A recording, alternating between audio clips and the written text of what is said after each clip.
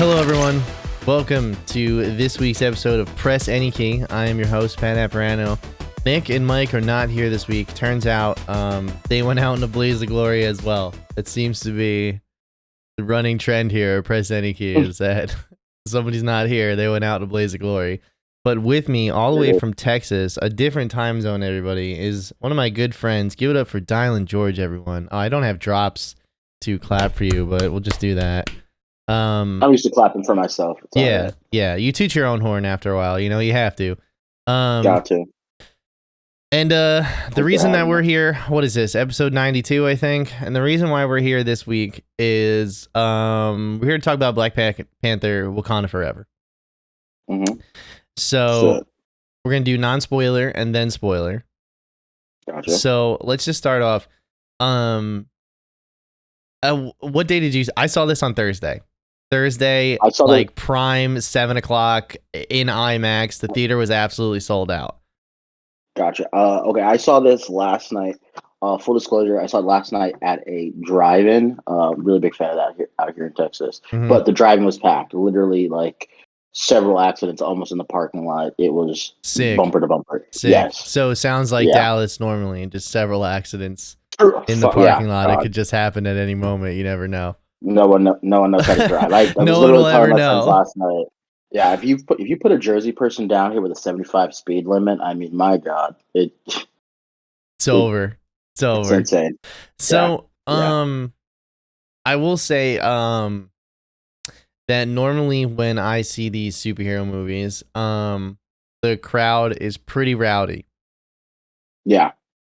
There was only one moment, that they cheered for. Obviously, don't spoil it right now. Yeah. But there was only one moment where they really cheered for people. And other than that, though, it was a really eerie, silent, and somber tone throughout the entire movie. Like, the tension was so thick, you can cut it with a knife. I was literally telling them last night, I was like,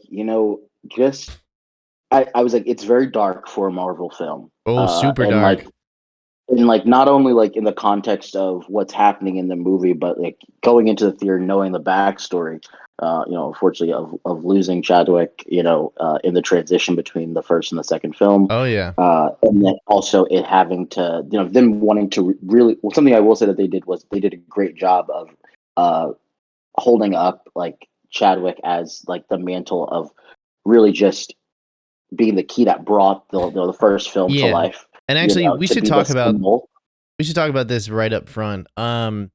So, I think it was kind of lost on me.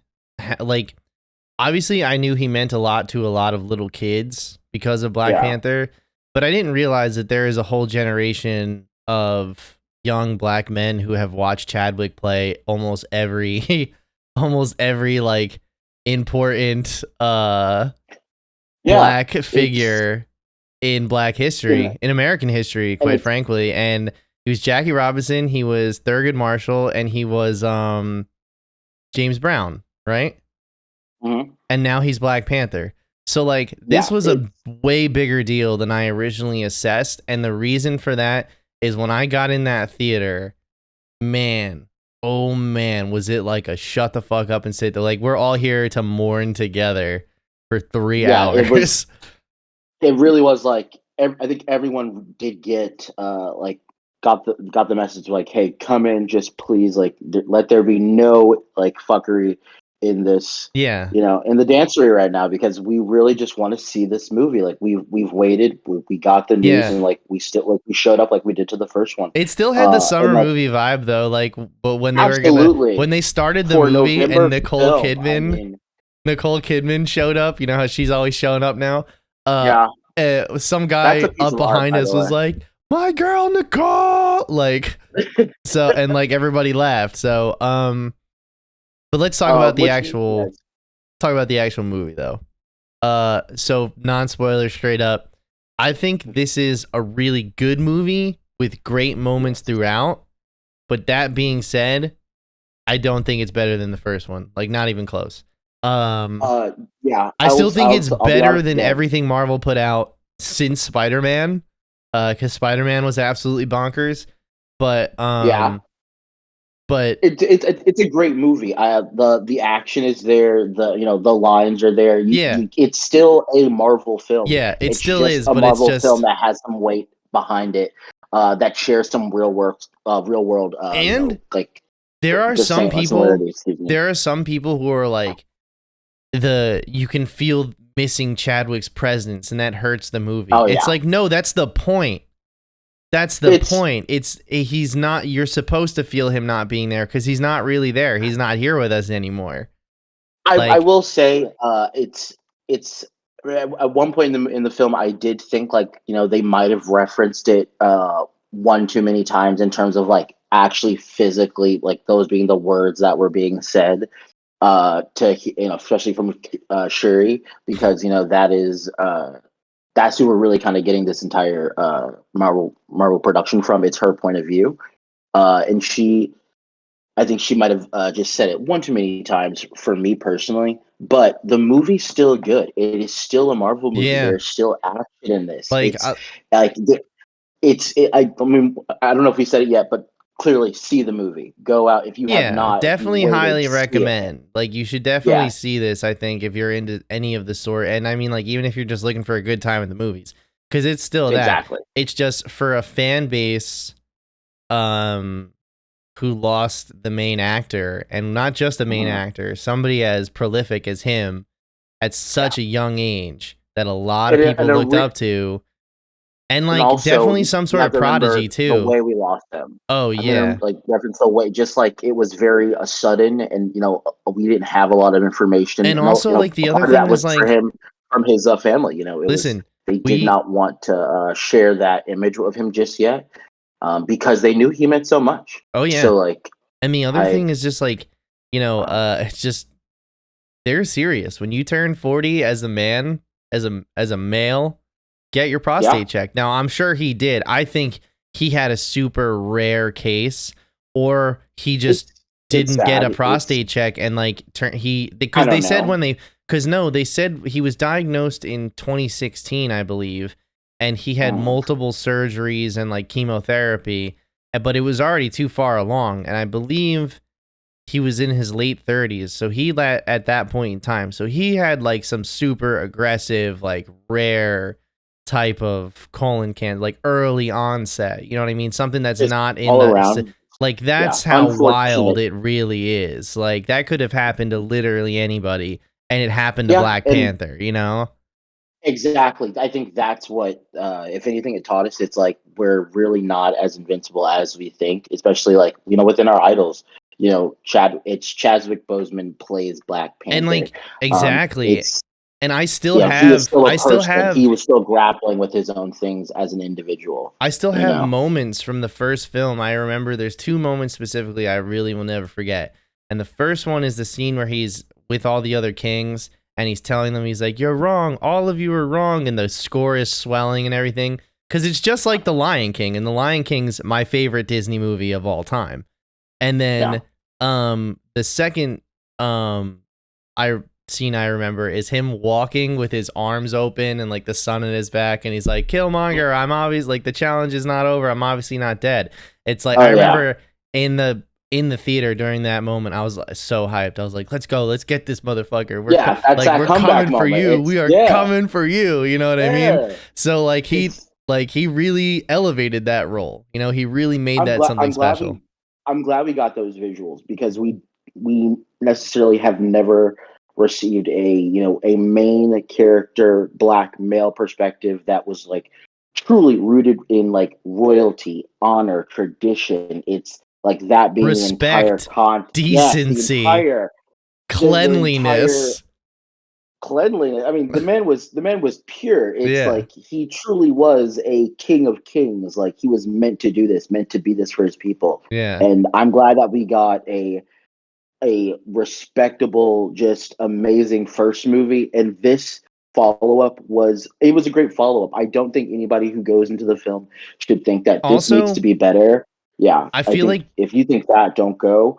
But I think you should go to see how the story continues. Yeah, and I think that Marvel has always treated Black Panther with respect, in the fact that like they introduced him in Civil War, and it wasn't just some throwaway. He shows up for a battle or two. No, he's an integral part of the story. And then he had his own film. It was a nice sneak peek. Yeah, he had his own film. He was in Infinity War. He was in Endgame, and we saw him throughout this universe grow and change and everything. And I feel like this movie does the same thing with our characters now. Yes, we have Shuri is back. She's the center, the focal point of the film. We have the Queen Ramonda is also she's actually a starting presence in the film. Angela Bassett as well. Just give her the Oscar. Just give her the Oscar. I mean, the woman has such range. You could have these meaningful moments in like superhero movies. The stigma of they're just these big $1 million box office productions where it's like these glitz and glamour. But I mean, there are moments where she speaks and you feel the heartache that of any mother who's not only gripping with burying a son, but also burying a king, but also burying a symbol for her people, but also having to, as they explain in the movie, they're she herself has been remonarched as the queen of Wakanda, so she is now stepping into a role that she had once put away, and but she's still trying to grip onto herself as a mother to her.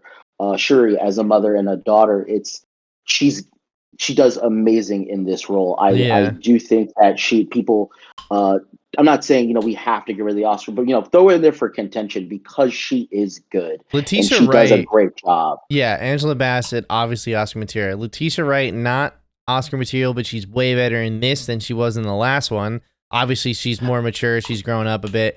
But not only that, we won't say it now because we're still in non-spoilers. But no, dude, her character is completely different from the first one, and that's because there is an earth-shattering event in the first 30 seconds of this movie, and it absolutely changes her character trajectory for the entire time that she will now be in the MCU in whatever capacity. This will always be the moment.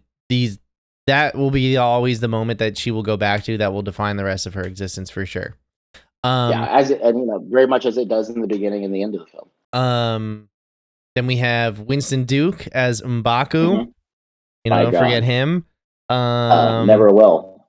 God, who's the problem is I googled Black Panther Wakanda Forever cast, and Google just gave me the general Black Panther cast, so I'm still getting people from the last movie too. Daniel Kaluuya and Andy Serkis.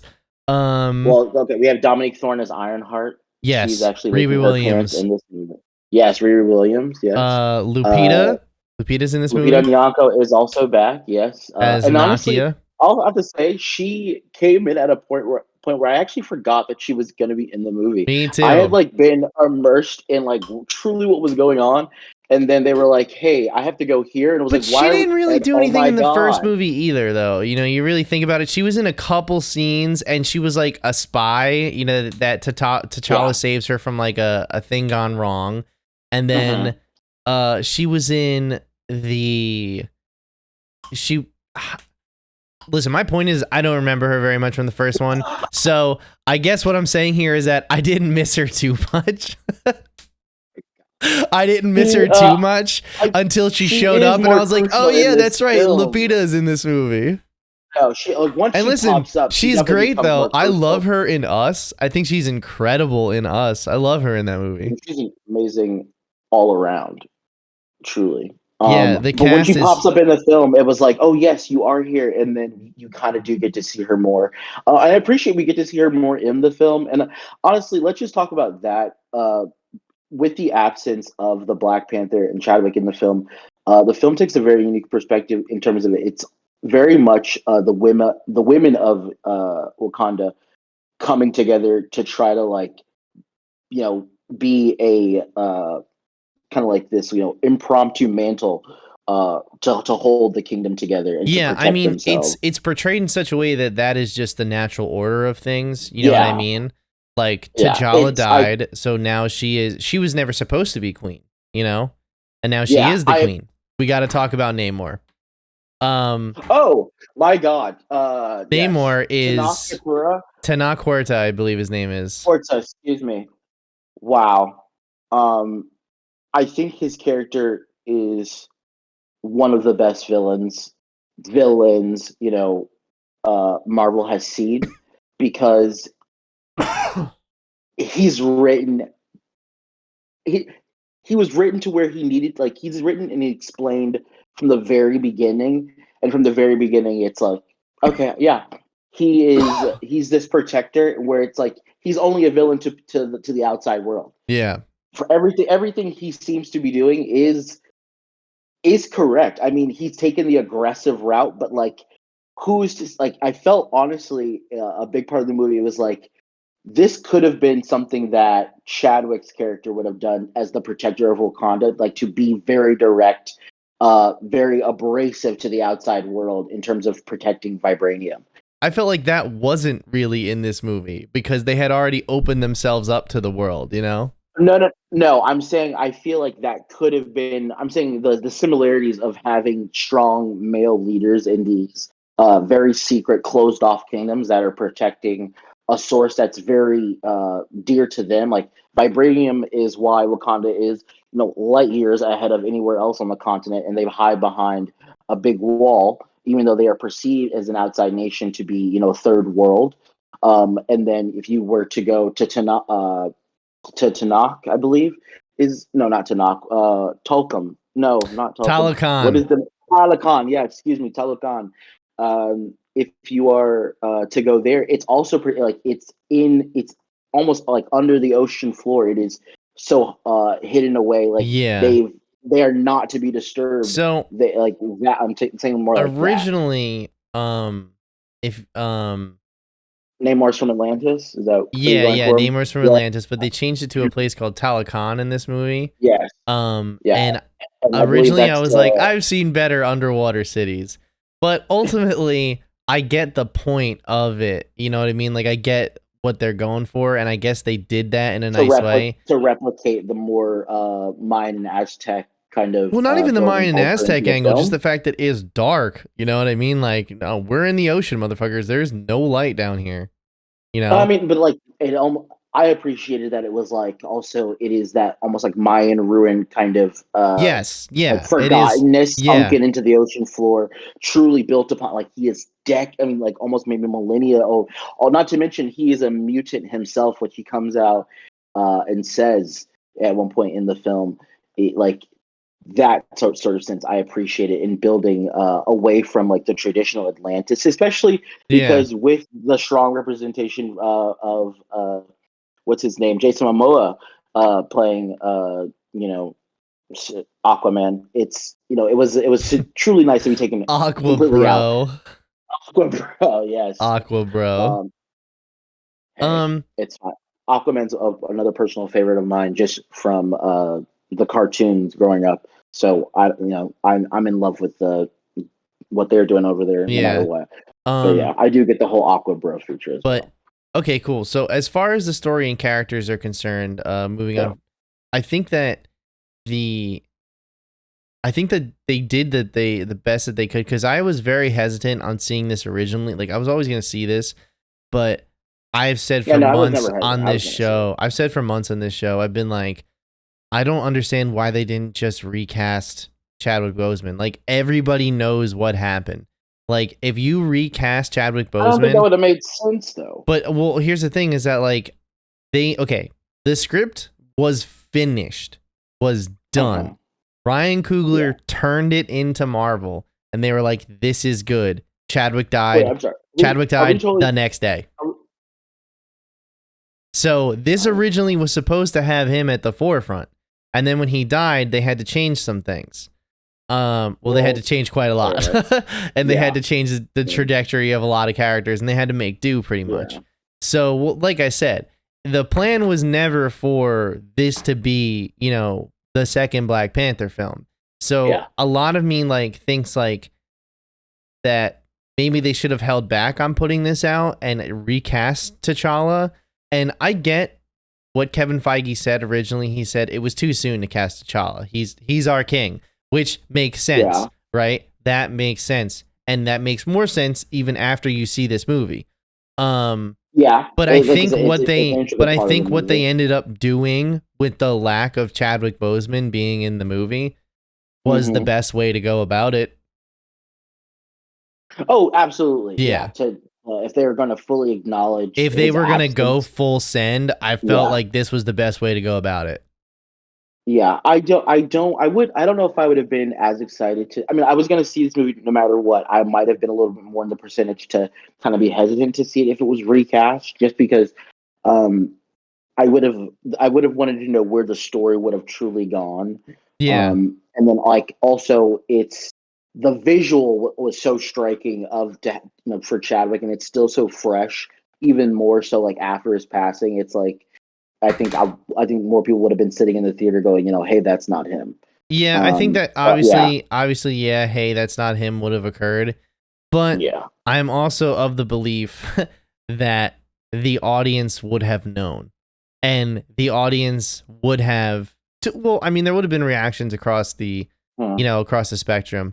But I think the majority of people would have been like, whoever this new actor was or would have been, they're not going to be Chadwick. And like, I think we can safely say nothing would have been perfect. Yeah, nothing would have been Chadwick, but it could have been. It still could have been really good. You know what I mean?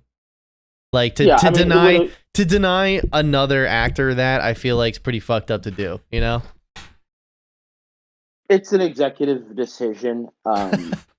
You have very much the stank face of like, it's a decision that I wouldn't make. I don't know if I would have made the decision. I mean, like, because I mean, like, I'm not in the the film business, but like, I don't, like I said, if he would have been recast, I don't know if I'd have been as excited to see it. Okay. Because fair enough. But but like I said, I'm gonna see it because it is a Marvel film, and I need to know what's going on in the Marvel universe. Yes. So, and like, I'm fortunate enough to be born like in the summer months. My birthday is in the beginning of May. So like, I have grown up with always a summer blockbuster coming out around my birthday. And like, that's been like the tried and true tradition. So like, I'm always going and seeing something, and like, I'm just going to see it to see it. I have to. I always remember summer starts the week. It's either the last week of April or the first week in May, whenever the new Marvel movie comes out, because that's normally their time. And I was in high school. I did birthdays on Marvel movies because they came out that week or whatever. And then when I got to college, it was always finals during my birthday. I always had finals my birthday week. And then I'm trying to think what other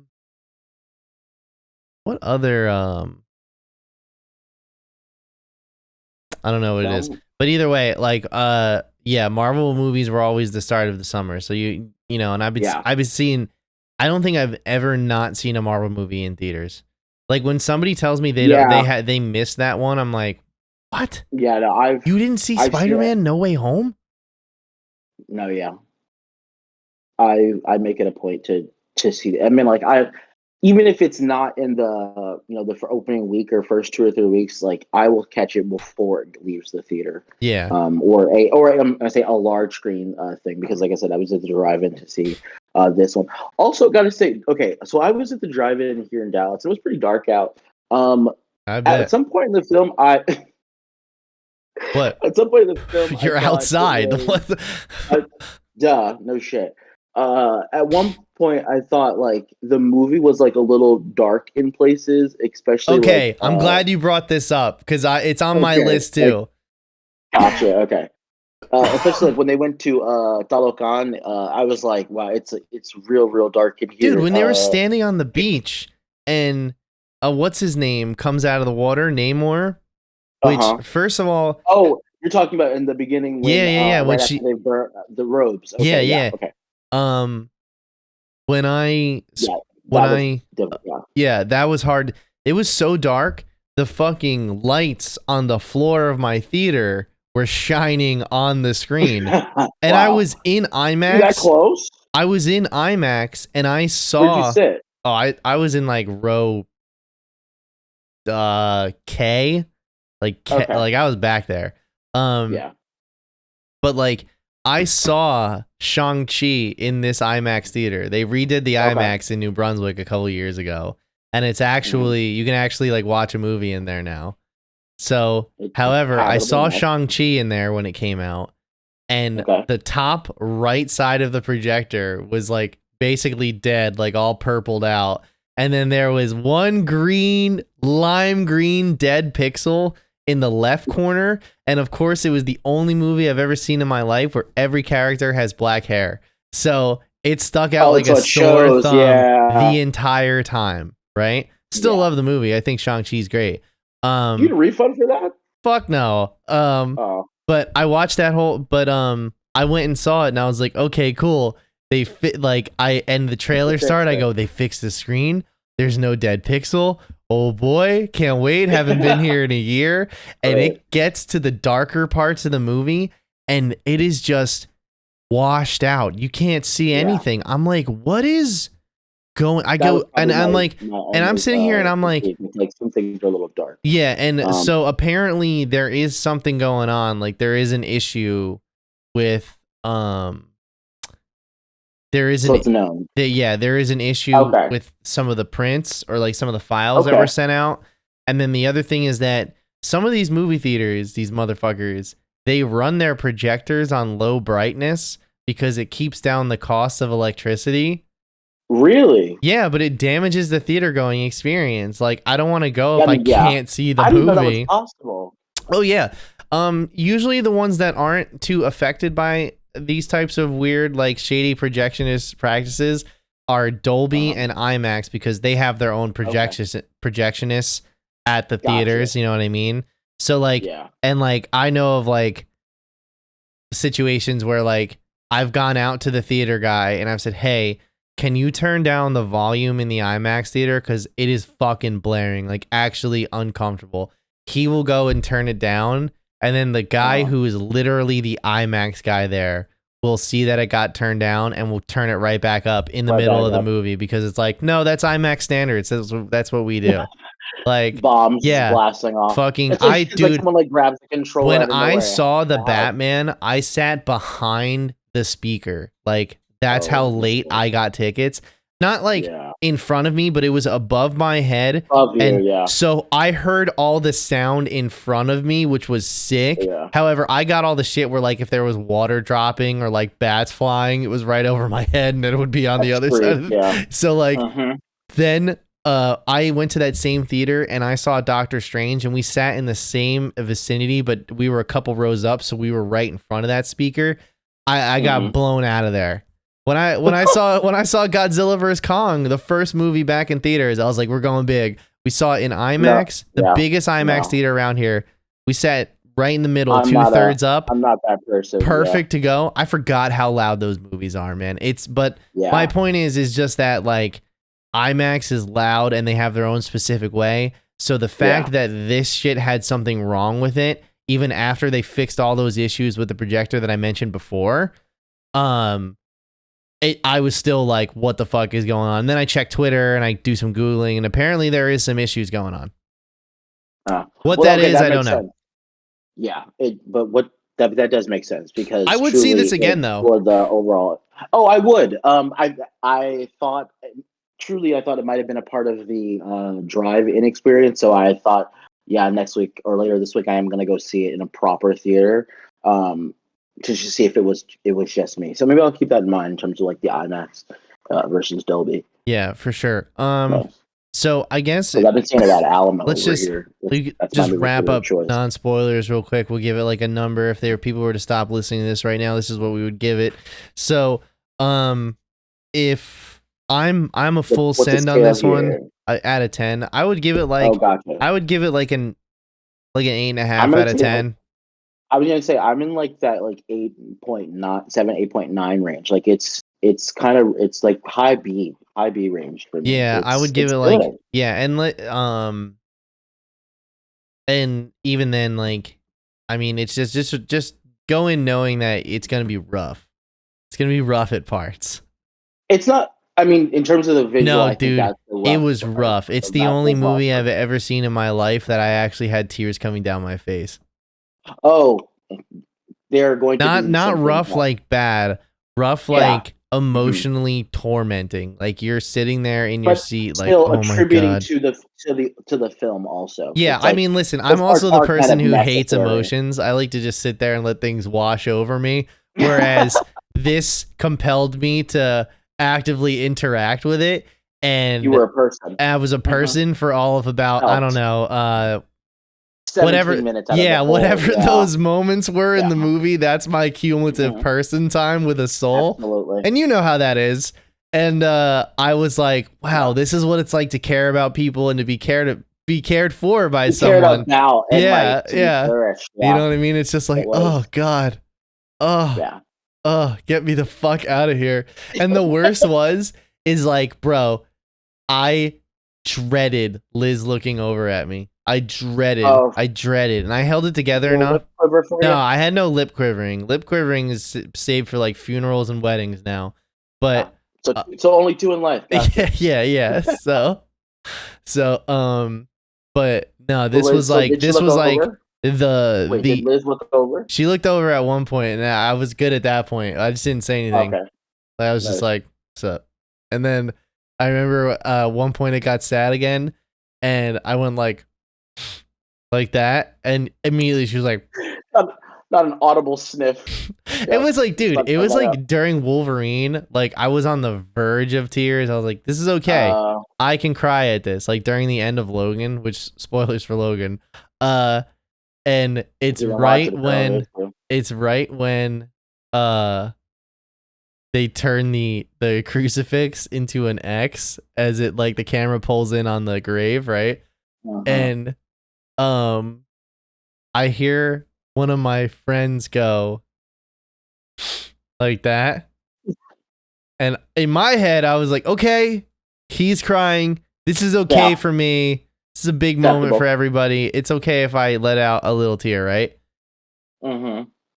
Just as I finished that thought, my other friend robbed me of that moment because I hear him say to my friend that had just sniffled, "Are you crying?"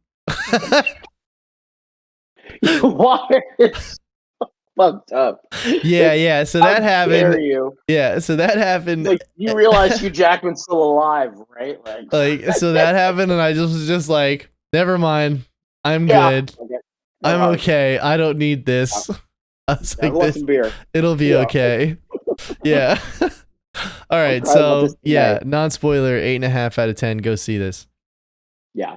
All right, we're gonna do spoilers now. So if you don't want to hear some shit, because we're just gonna be calling shit out. Get away. Get the fuck out of here. I want to talk about the fight scenes. I want to talk about Namor's feet. I want to talk about get that. It all. I know that, but this is a big movie, and there's a lot to cover in non-spoiler. Yeah. So I think that the best way to go about it is let's just start at the beginning. Okay, running from the top. Here we go. Right from the top. First of all, they put it out right in front of your face. They're like, T'Challa does not die on screen. He dies off screen. But the way that they portray it though is fucking heart-wrenching. Yeah, it's traumatic. It's traumatic for sure. It's honestly, it's like our friend died. How's this? Yeah, it's a cold ER open of like literally bust through the fucking surgical doors. Someone hand me a fucking scalpel. It's like it's there, and it wasn't like horrific. You know what I mean? Yeah, where it's like no one's like covered in blood or anything like that. No, but everyone is frantic. It is people running around like, what can I do? And Shuri's kind of like, get away from like she's it's one of those things where they thought they had more time, but like he obviously just took a turn for the worse, like within like the last however.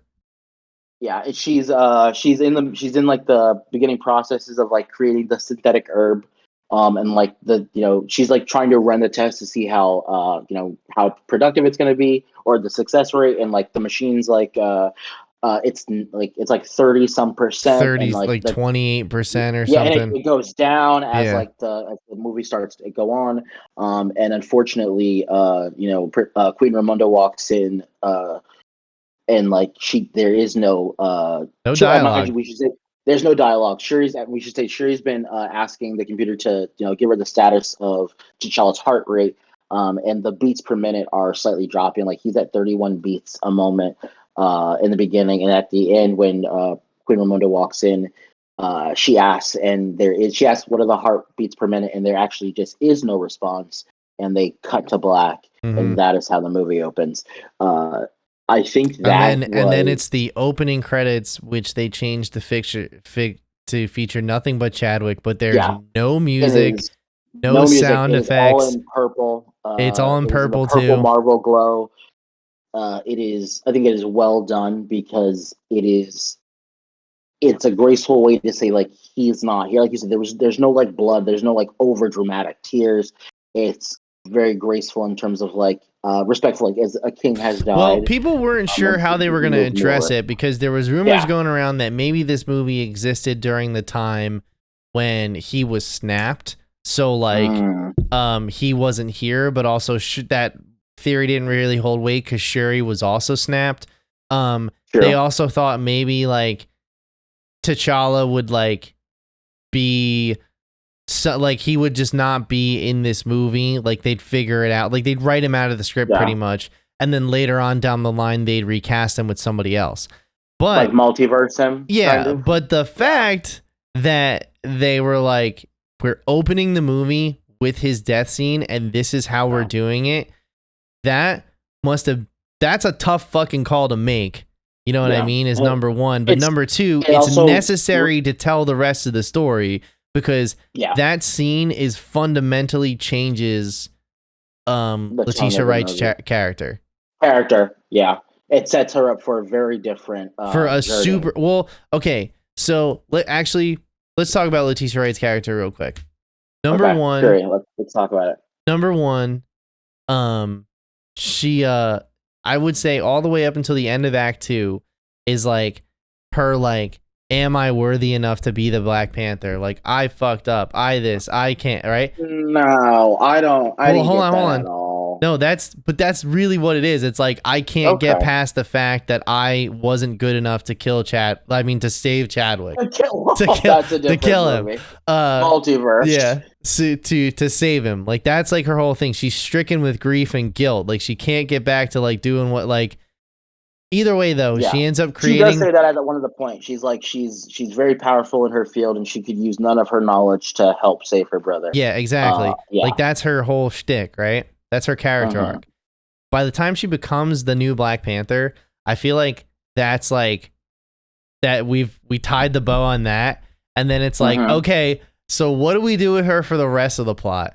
And then they were like, revenge, the same one the last Black Panther went through, to the point where she says the same lines as him in the end of Civil War. Now, here's the problem with that is like I can't tell if that's like a homage. Did Chadwick tell her about that? Like, you know what I mean? Like, why does she know those words? You know, like, and I mean, like, to a T, to the point where she's like, vengeance has consumed my people. I'm done letting it consume me. Like, he says the same thing, like, virtually the same thing.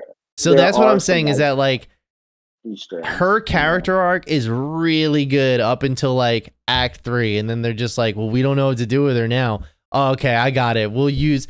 And like I felt everything was really strong and really good up until everybody's character arcs start closing before the final act of the movie. I'm like, what the fuck is going on? Yeah, it does. At the end, it does feel like there's a little quick wrap up on everything. It's not truly hushed out in terms of especially between. What is Namor's army called? Are they still called like or are they? They're not called Atlanteans. Talocanians? Talicans? I don't know. You know I felt robbed in that. If we're gonna talk about like the wrap up, where like in terms of like how that fight arc kind of ends. Yeah, that was kind of like. I mean, like specifically for Letitia Wright though, right now, though, just because we were just talking about her character. That's what I feel like is the biggest downfall of her character on a writing stamp. I think everything is really good up until Act 3, and it's just like, Well, now we don't know what to do with her because now she's Black Panther, and we still got to have 40 minutes of her kicking somebody's ass. So, Yeah, you know what I mean? But it was a good 40 minutes of ass kick in my opinion. I'm just gonna say. I feel like so there's that. Angela Bassett's character, Queen Ramonda, she is such a well-developed character. I love the shit with the Dora Milaje in the beginning, where within the Senate room chambers or the UN or whatever the fuck. She is my favorite character. Yeah. They built her as a powerhouse, especially for them, and she is powerful and also merciful, especially the way she truly comes in and says like, "Hey, I know y'all are currently trying to infiltrate my country to steal vibranium, and this time I'm going to redeliver the men you sent into this country. The next time you send someone in, I'm gonna cut their fucking heads off." It was very like that. I love her for that. Yes, that was cool as fuck. It very much felt like we're going through stuff over here, but we still have the technological advances to curb stuff. I felt like her character specifically channeled in the darker side of this movie, where she's now dealing with the realities of being a ruler. Again, yes, of a really powerful country when she never was supposed to be in charge in the first place. You know what I mean? Yeah, it's that meeting that she and Namor have on the beach where he kind of walks up and truly confronts her, and she doesn't flinch a muscle. She is like a rightful ruler and well written in her own in this movie. I think I think she's a good rival character for Namor, even himself, even though the real character that he ends up fighting is Shuri as the new Black Panther. But I would not want to come across Queen Ramonda in a dark alley. She's built that way. Oh yeah, for sure. Yeah, she's good. She's my favorite character in the movie. Actually, so there's we talked about this before, but M'Baku and Nakia. So they're the ones who definitely drew the short straws when it comes to the character, when it comes to time on screen. But I also feel as far as like service to the story, like M'Baku was there, you know? Yeah. And Nakia comes in way later than I expected. And I just don't feel ultimately she's like she's super needed for the post-credit scene, you know? Oh, absolutely. But it's like I just took it as she wasn't needed in that part of the story. So like you said, her real importance comes not even so much in the when she's called upon in the movie by Queen Ramonda. It's really the after credit and say like this is really what she's been doing not only throughout the course of the movie but actually the last 6 years from when she supposedly had left Wakanda. Right. It's I don't know. I just think the movie's great, and one of my other biggest tips. I don't know if we're going to talk about it. What do you think about the actual Black Panther costume? Actually, I think it's good.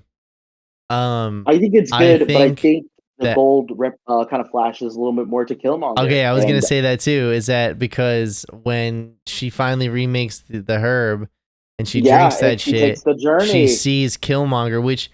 That is the ancestor she what a great way to include Michael B. Jordan in this movie and to have a little cameo to see him. And like the one thing I noticed while they're talking, nobody showed their nobody there was none of that in this one.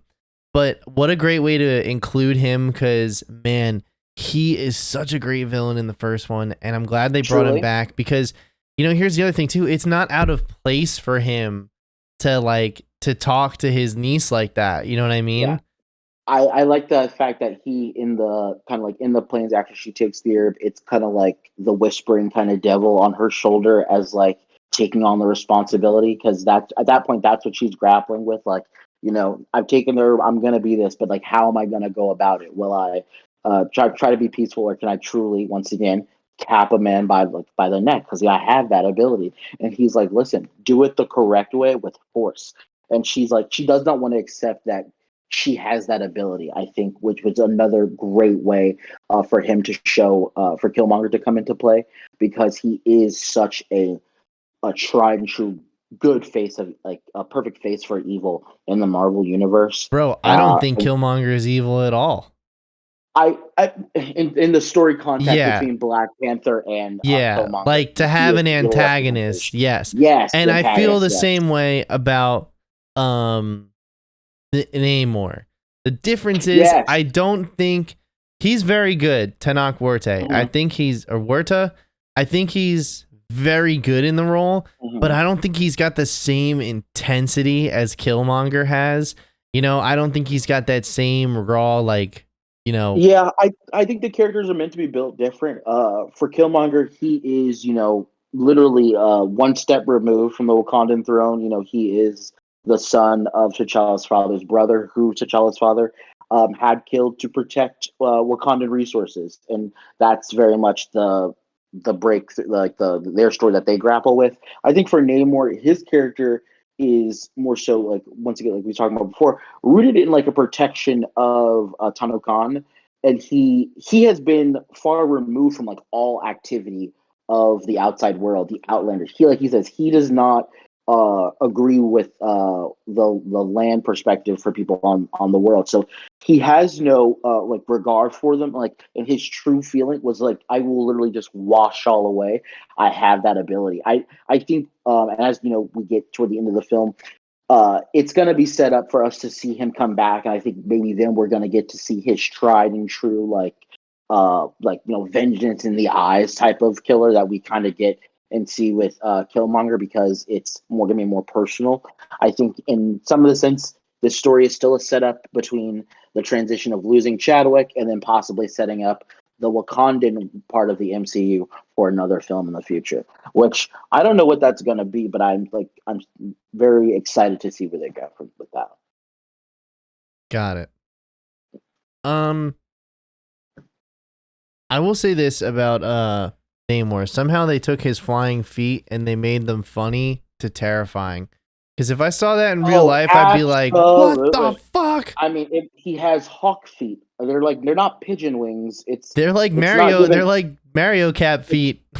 Yeah, it's not like cherub, but it's like the little baby wing. No, it's these things are flapping. Yeah, and like I mean, honestly, that scene where he kind of uses them to like step his way up, and like charge the ships. That is beautiful, but it, like you said, it is utterly terrifying because I could see that happening. The people of Talokan, right?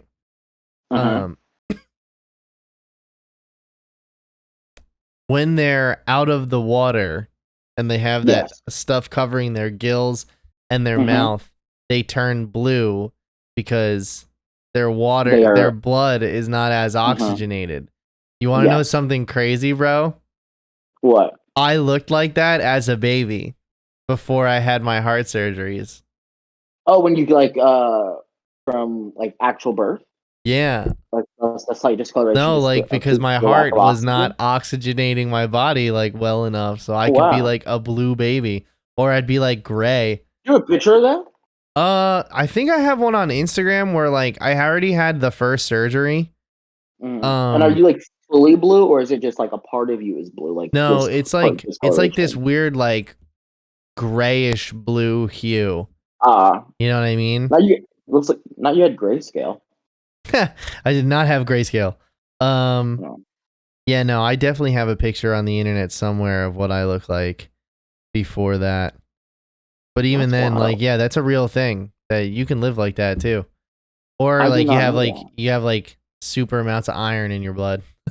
That also could be possible because like, they're ascending from the bottom of the ocean, So I thought that was cool. Dude, the fact that they sing like mermaids and they make you just like lure people, walk off sick. That's so sick. That sonic hypnotizer. What was the I kind of truly appreciated the like their true build, even in their blue form on their land. These are some very tough soldiers that Namor's commanding. Not to mention his battle cry, with Imperious Rex, which in like they know to just go ham. Yeah. They are like I said, they are terrifying from the very beginning moment you meet them. When the like this what is it? The CIA is doing their research dive and they're finding vibranium on the ocean floor, which like Yeah. brings up their presence in the beginning. Yeah, I wouldn't want to run across them either. I do think they are built to be more of the serious army. I don't know if I couldn't tell if Wakanda was actually going to be able to take them toward the end of the film, like how that would have actually shook out, even with the Midnight Blue Angels coming in. Oh yeah, okay. I thought they were just the Midnight Angels. Oh, are they? I The thought they were the Midnight Blue Angels. They're the pilots that only fly at night. They do the dances they do the dances no one can see. They're literally blue. Yeah, the Midnight Blue Angels. Iron Man suit that it very much gives Iron Man, especially with the when it like shifts back so you can see her face. Yeah. Oh, you know what's something we haven't talked about Riri Williams at all. So Riri Williams, she was she plays Ironheart. They capture her from MIT as she has built the vibranium detector that the CIA or the original machine that the CIA has now turned into the detector for vibranium, which they're using on the ocean floor. What do you think of her? It was a weird way to introduce her. It's just like, yeah, just this student did this for us. It's like, what? And she's just walking around school like, yeah, I built the vibranium detector for the CIA. Like, that is not how that works, number one. She's also charging students $1,000 to write, I guess, term papers for her. So a true, like, genius. $1,000, goddamn. Like, so it's giving Tony Stark vibe. It's like, I'm not only super smart, I'm also like super hustler. It was wild. I like What'd you think of the costume? Well, okay, that's what I'm getting to. I like her, but the suit that she builds straight up looks like fucking Mobile Suit Gundam. Like straight up some sort of like dollar store Gundam toy you buy. That's like it's called like a villain from Paw Patrol in my mind. It's called like the package says Space Wars on it. And it's Space like Chemo Warrior. Yeah, Space Warrior, and it's like that in the packaging, and it Space Warrior Lady. Yeah, or something like that. It's she does have like this incredibly large like cannon on one side. She almost looks. It's giving kind of like like I guess you want to say like dollar store war machine. Yes. In like female presence. But I do like someone described it as like, well, you know, she's a character that's smart, and we got a pile of shit over here, so let's just have her build some. Okay, yeah, let's do that. She builds it in the span of a week. Also, yeah, exactly. Doesn't test the flight at all. Like, doesn't like. Yeah. The funny thing is that like. The reason why something like that worked in Iron Man is because you saw the passage of time, you know, where he built just the boots and like he flew into the wall. He built She hammered out a heart, and you know, she dropped one of those little dollar store tools in water. It's like that's in his power suit. It's like that scene in Scary Movie 2 where she's locked in the fridge and she starts building something. Now in the movie that they're parroting, the characters build a magnet and they move, but no, when it pulls back, she has a miniature bulldozer and starts driving through the door. That's exactly what it felt like. It's like nothing but some ham steaks and a thermometer, and she builds a full bulldozer. And so the other funny part about this is that it is exactly that. It is. She literally hammers an iron heart out, and then the next time you see her, she is suited up with a full vibranium charged chain gun. Like it's so. It was good. Also let me ask you a question. When you saw the trailer for this movie, did you ever have any doubt that it was Shuri in the Black Panther costume? Absolutely not. Yeah, me either. I feel like they gave it away when I was like, if you read the comic book, it's a logical way to go. When they showed Black Panther using the guns that Shuri used in the first movie that were like, were her thing. I was like, okay, so it's Shuri. Also, like, Letitia Wright is kind of like not like Okoye. You know, Okoye is, you know, what's her name? Danielle Guerrera, I think her name is. Okoye? Yeah, Danielle. Maybe it's Danny Guerrera. All right, either way, I apologize. She plays Michonne on The Walking Dead. Okay, so this woman is built to be a warrior. Okay, Letitia Wright is not. Like, what do you mean? I think they're both equally jacked in terms of like presence. Yeah, but I mean, like, I'm talking about suit obviously helps. Like, but what I'm saying is, like, if you put the Black Panther suit on Okoye versus Shuri, you're gonna know who's in the suit.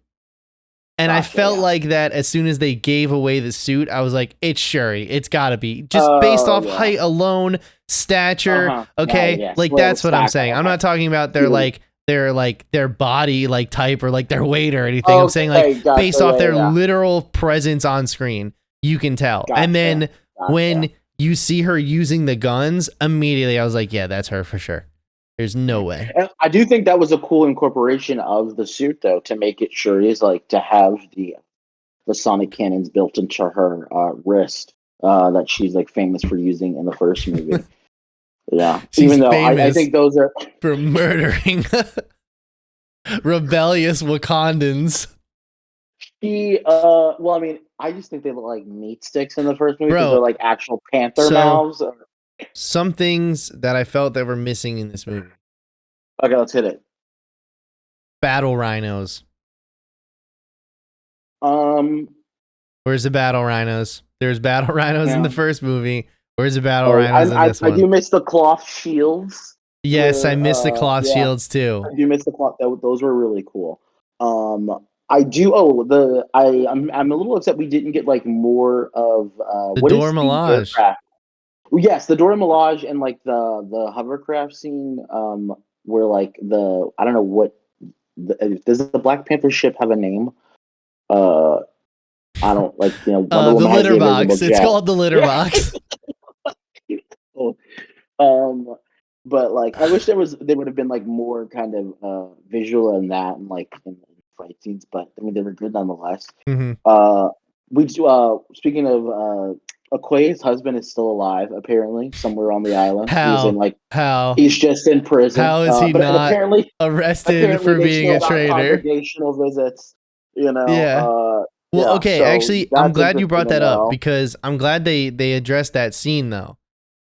I'm glad that Okoye had to reckon with the fact that she defended someone who dethroned T'Challa, but also like the case was made in the first one, like. Okoye said, like, I'm sworn to defend the throne and whoever sits on it.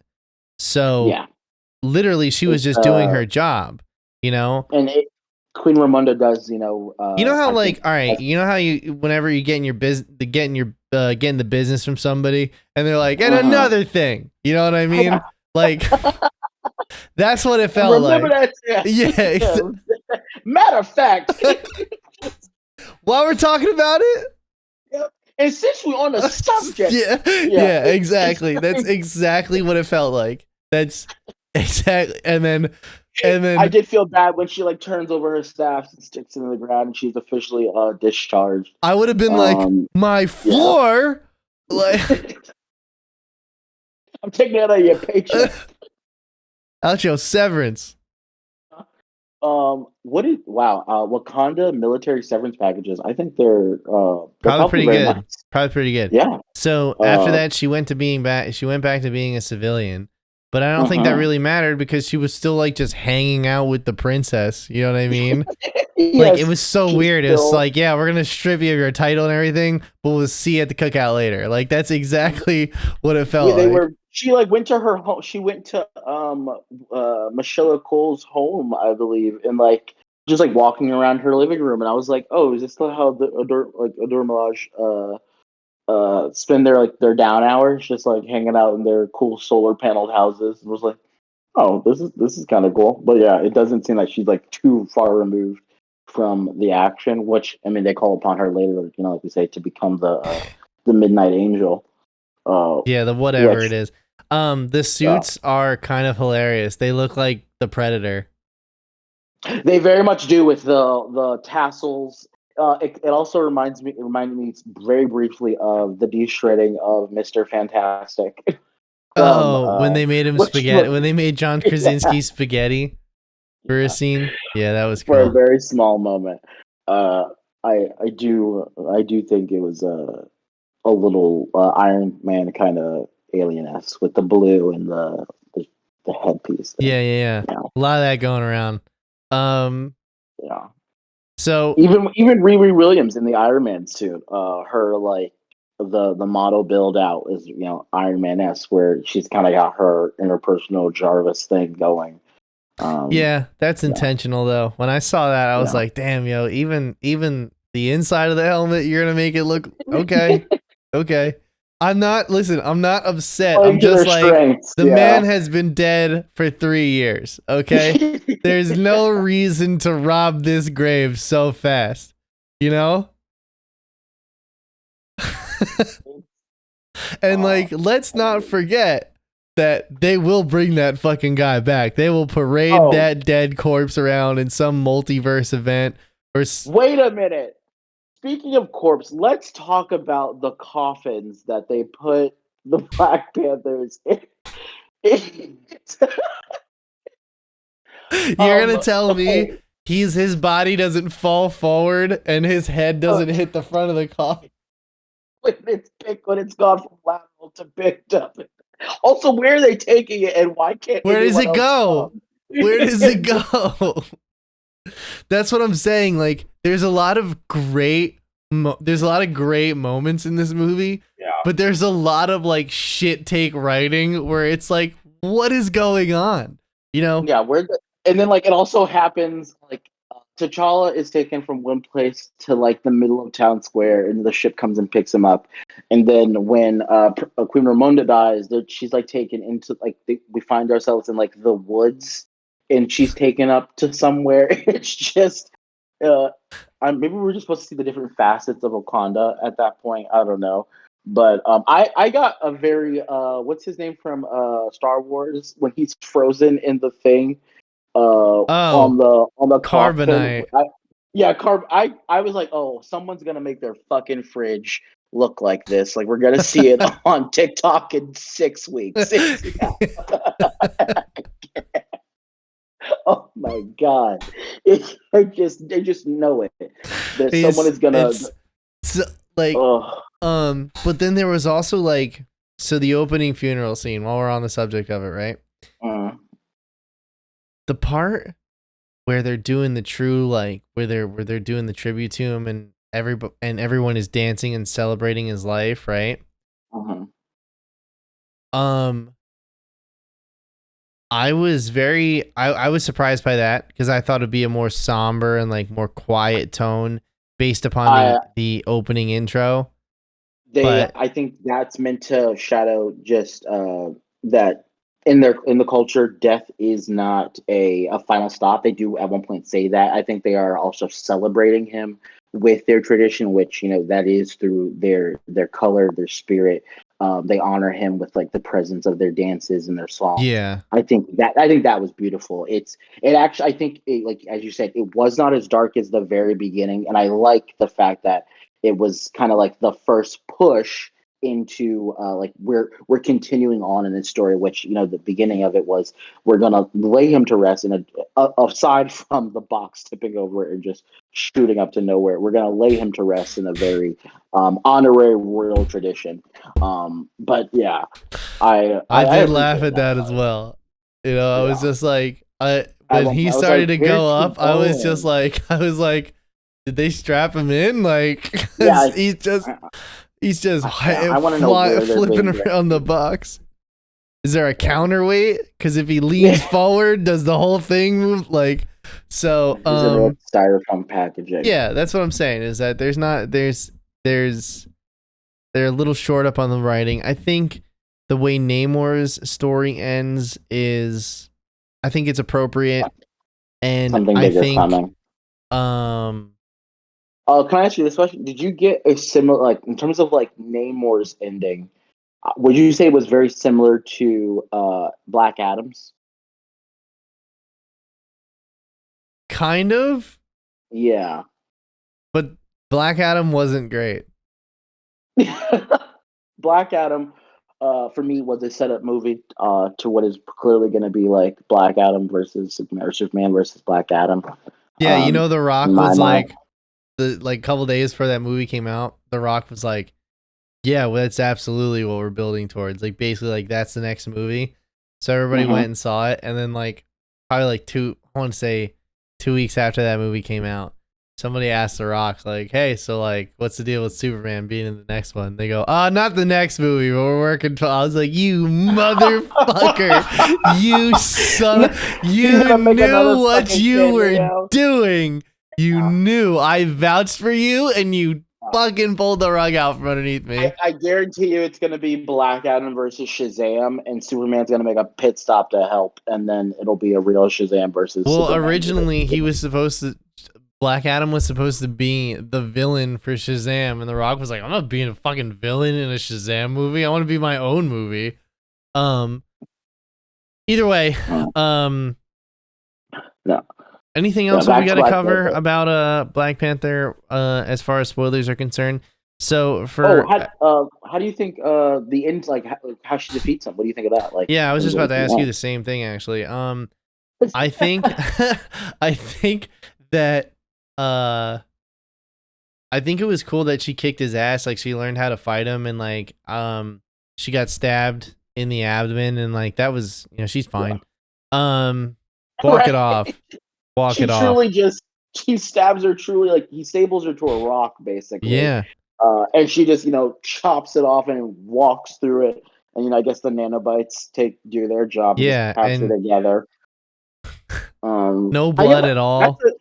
I was going to say, I was like, come on. I was like, there's never any blood. Have you seen The Northman? A lot of horrible bloody injuries in that game. And truly. Like, when I saw her walk off of the thing and there was no blood, I was like, how fucking lame. I was like, I forgot there were children around. Yeah, exactly. Okay. But and that was the thing. I was like, and you know, I get it.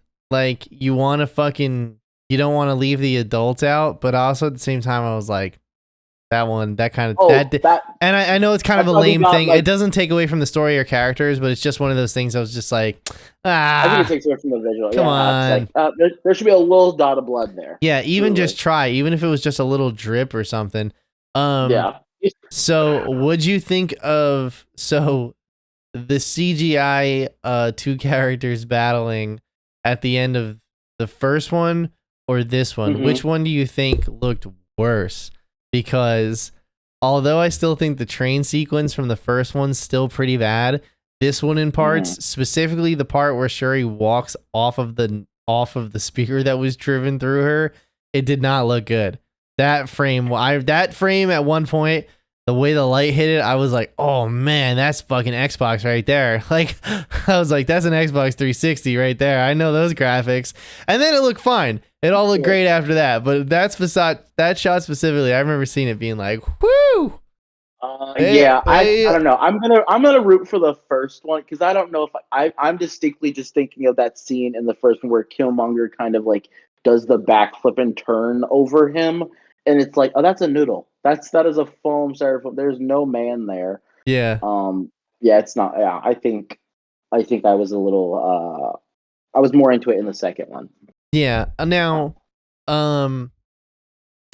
she says, I'm gonna kill him. I'm gonna kill him. I'm gonna kill him. She doesn't kill him because, first of all, the way that they get him is they dry him out. Yeah. She hits him with like the burners from the crash. They stick him in an oven. Yeah, they do. And then after it crashes, he's unfortunately well, after she's pulled herself off the spear, she like basically walks over, flips in front of him, and then hits him with like let's call it an afterburner, and sears his back. As he's like trying to make his way to the ocean from before. Wakanda forever. Boom. Yeah, and then which is a crazy thing to program your afterburners to do on that word. You know what I mean? Like, oh yeah, that was a real sink. Because he could have. He might not have had enough time to say that, but like, I mean, it so just worked. She toasted him up, and then she's about to kill him, and the ghost of Angela Bassett,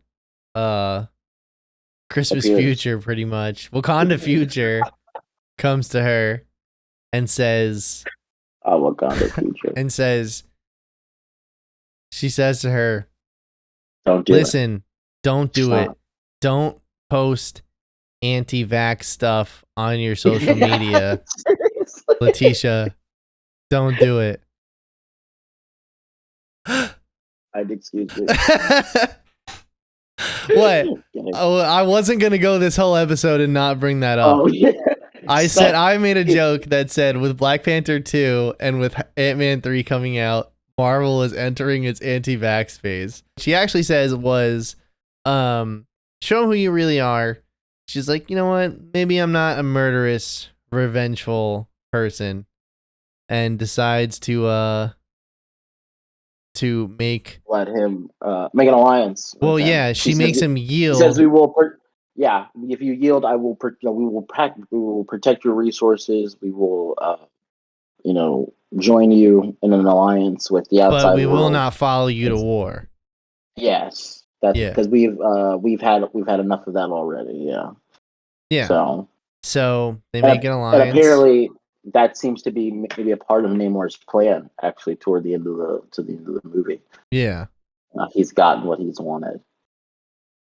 Yeah. I will say I also think we were talking about our costume before. I think Namor has the better costume here in terms of Shuri's Black Panther costume. I'm not a fan of the gold.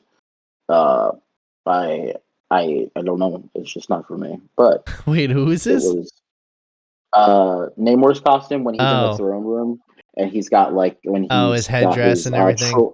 The true royal garb on. It is spectacular. And unfortunately, like Shuri doesn't get any like equivalent moment in the film. Bro, she's in the Black Panther suit. What more do you want? Well, like I said I didn't really love the Black Panther suit. Okay, so fair enough. Yeah, I guess if we're gonna be picky about, maybe something different.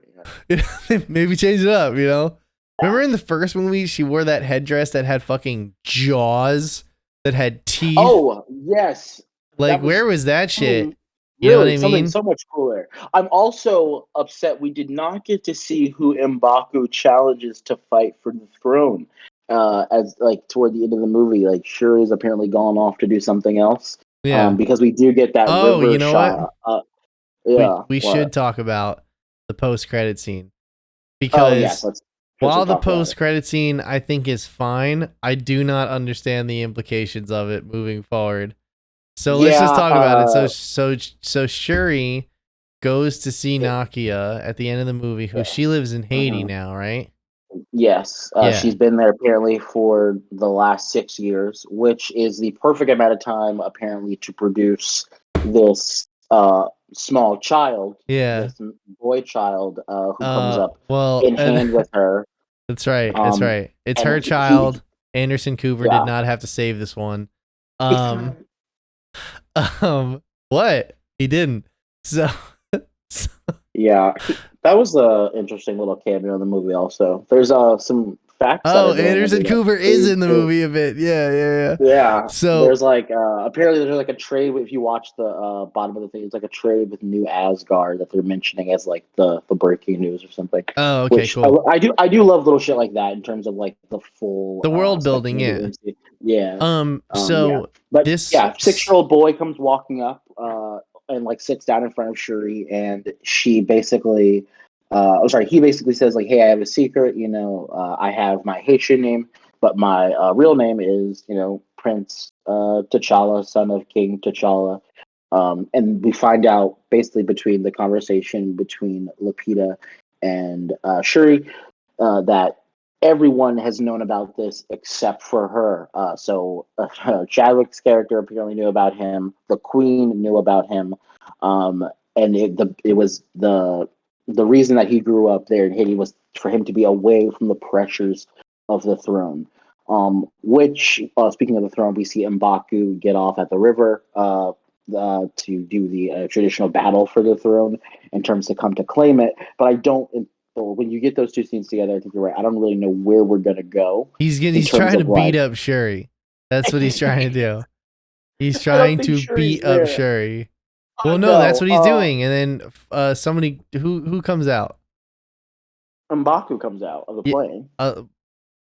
M'Baku comes out of the plane and he's at the river. And he's like, there will not, she's like, the Black Panther has other things to do, but he himself has come to challenge for the throne. We don't get to see who he challenges, but apparently, like, mind you, they were already kind of going through that in the middle of the war that Namor brings on, is like the succession of the throne, kind of like Ramonda has had to step back into it, but now, like, apparently there's a prince on another piece of land that has a claim to the throne, but he's only is 6, apparently, versus these grown men and women who are potentially fighting for the here and now.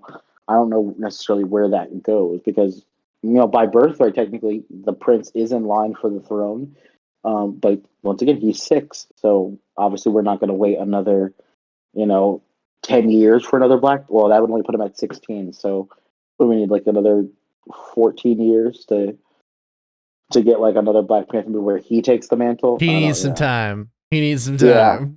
Because I would hope they don't try to go like a Spider-Man route over the Black Panther, where it's like the young Black Panther.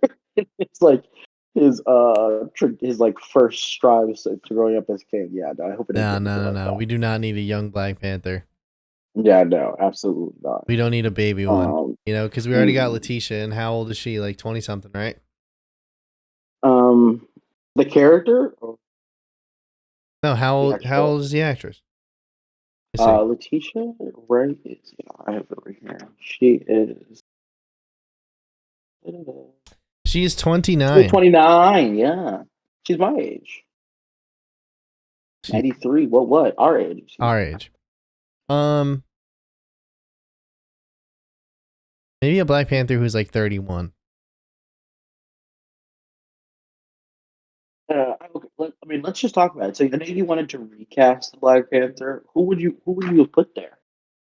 Oh shit! Or let's not recast the movie that's been made. If we had to recast if we're casting Black Panther 3 and we're going to start at a different time in the MCU, who are you putting up there?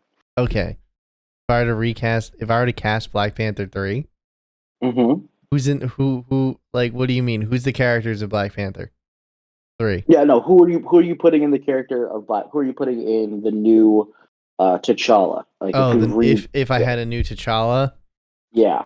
Oh, dude, Jamie Foxx. No, no.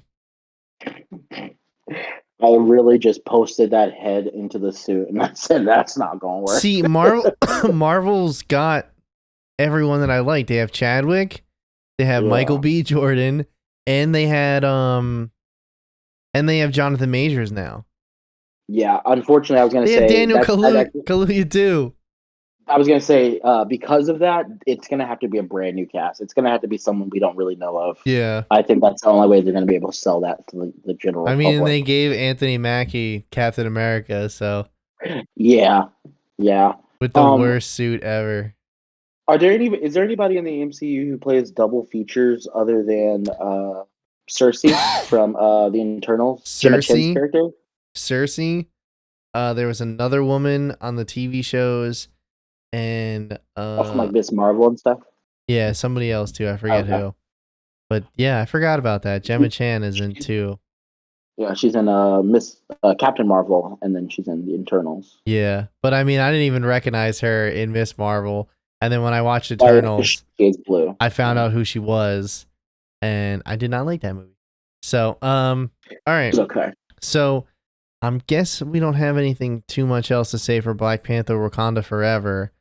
Other than go see it still. Yeah, other than go see it. It is a good movie. It is a good movie. It is you're gonna, if you're a Marvel person, you're gonna get what you want out of this, and you have to go see it. If you just like action films, you're looking out for a good time with the family, you're definitely gonna get something as well here. Yeah. And most importantly, I think that if you really appreciated Chadwick Boseman's career up until his death, this is a nice way to cap all that off. This is what I think what they did here was a good tribute to an honor, to him. I think he would definitely be proud. Yeah. Oh yeah, for sure. So with that said, Dylan, thanks so much for helping me out on this one. Oh, absolutely. Seriously. You have anything you got to plug? Besides hoping that everyone voted here recently, which we know people who are Herschel Walker fans definitely did. No, just drink water, because people who don't know that all water don't taste the same, fucking criminals. It's true. You know. Other than that. All right, cool. You find us everywhere on social media at pressantykey.tv. We will see you guys next week. Later.